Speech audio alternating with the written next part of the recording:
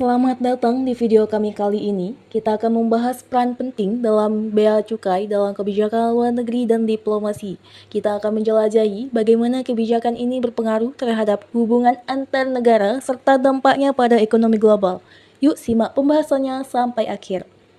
Bea cukai adalah istilah yang merujuk pada pungutan negara yang dikenakan terhadap barang-barang yang diekspor dan diimpor.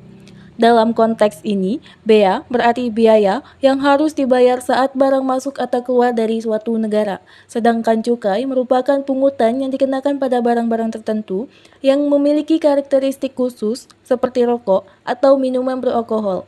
Bea cukai berfungsi untuk mengatur dan mengendalikan arus barang dalam perdagangan internasional, melindungi industri dalam perdagangan internasional, melindungi industri dalam negeri, serta meningkatkan penerimaan negara. Fungsi utama bea cukai merupakan mengendalikan arus barang, melindungi industri domestik, dan meningkatkan penerimaan negara. Menurut UU Nomor 17 Tahun 2006, Direktorat Jenderal Bea dan Cukai bertanggung jawab atas pelaksanaan kebijakan terkait.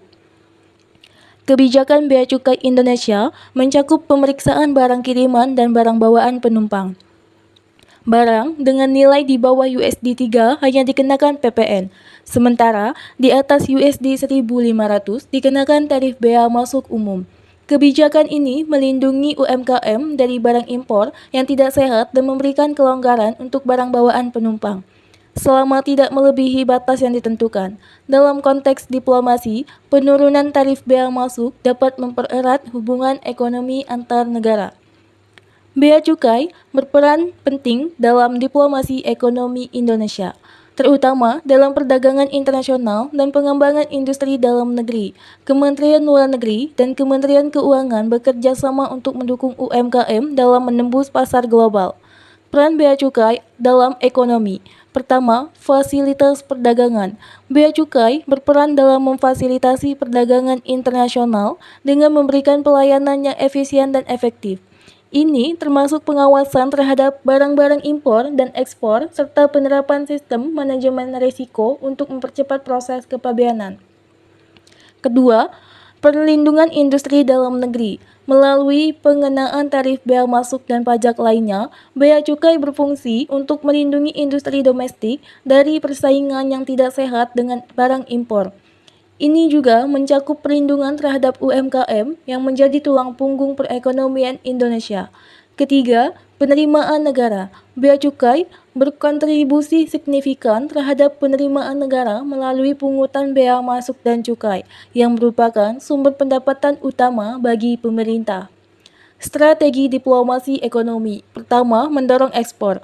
Bea cukai berperan dalam mendorong ekspor dengan memberikan kemudahan bagi eksportir, termasuk penyederhanaan prosedur kepabeanan dan pengurangan biaya logistik. Kedua, keterlibatan dalam forum internasional. Sebagai bagian dari diplomasi ekonomi, bea cukai juga terlibat dalam forum internasional untuk mempromosikan produk-produk Indonesia di pasar global dan menjalin kerjasama dengan negara lain dalam bidang kepabeanan dan perdagangan. Ketiga, inovasi dan program baru. Bea Cukai terus mengembangkan program-program baru untuk meningkatkan efisiensi pelayanan seperti sistem online untuk pengurusan dokumen pabean yang membantu mempercepat proses perdagangan. Tantangan yang dihadapi bea cukai. Pertama, ancaman keamanan. Salah satu tantangan utama merupakan menjaga perbatasan dari ancaman barang berbahaya seperti narkoba dan barang ilegal lainnya.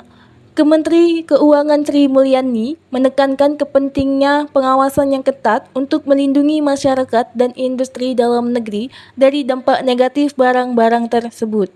Kedua, penerimaan negara. Bea cukai harus terus meningkatkan penerimaan dari bea masuk dan pajak impor, terutama di tengah ketidakpastian ekonomi global. Sinergi dengan Direktorat Jenderal Pajak juga menjadi kunci untuk mencapai tujuan ini. Ketiga, digitalisasi dan globalisasi. Era digitalisasi membawa tantangan baru seperti pengawasan terhadap perdagangan online dan e-commerce. Bea cukai perlu mengadaptasi sistem dan prosedur untuk menangani model bisnis baru ini secara efektif. Keempat, volatilitas ekonomi global. Ketidakpastian yang disebabkan oleh fluktuasi harga komoditas dan konflik geopolitik mempengaruhi pendapatan negara dari sektor bea cukai. Bea cukai harus siap menghadapi kondisi ini dengan strategi yang adaptif. Bea cukai diharapkan mampu beradaptasi dengan tantangan global dan tetap berkontribusi pada diplomasi dan ekonomi Indonesia. Dapat disimpulkan bahwa bea cukai memiliki peran krusial dalam diplomasi ekonomi Indonesia dengan tantangannya harus dihadapi serta peluang untuk beradaptasi dengan perubahan global yang cepat. Bea cukai melindungi dan melayani.